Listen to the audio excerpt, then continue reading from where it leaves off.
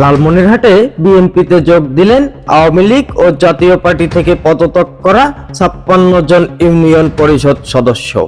আওয়ামী লীগ এবং জাতীয় পার্টি থেকে মাসখানেক আগে পদত্যাগ করা লালমনিরহাট সদর উপজেলার 8টি ইউনিয়নের 56 জন নির্বাচিত ইউপি সদস্য আনুষ্ঠানিকভাবে বাংলাদেশ জাতীয়তাবাদী দল বিএনপিতে যোগ দিয়েছেন। শনিবার 8 নভেম্বর 2025 ইংরাতে লালমনিরহাট জেলা পরিষদ মিলনায়তন পুরাতনে আয়োজিত এক জাঁকজমকপূর্ণ অনুষ্ঠানের মাধ্যমে তারা বিএনপিতে নাম লেখান।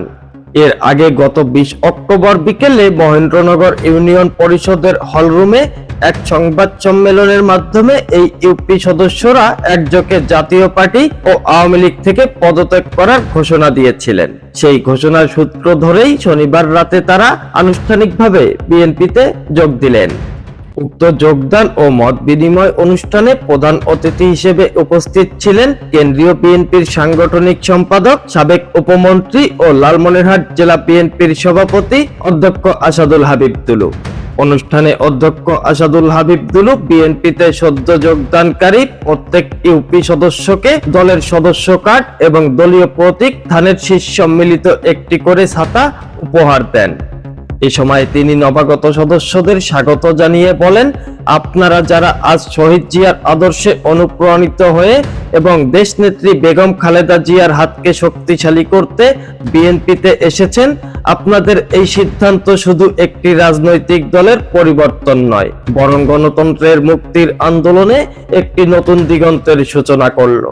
আপনাদের এই যোগদান প্রমাণ করে যে দেশের মানুষ এখন পরিবর্তন চায়, তারা স্বাধীন ভোটাধিকার এবং গণতন্ত্রের মুক্তি চায়। বিএনপি সেই মুক্তির একমাত্র কাণ্ডারি।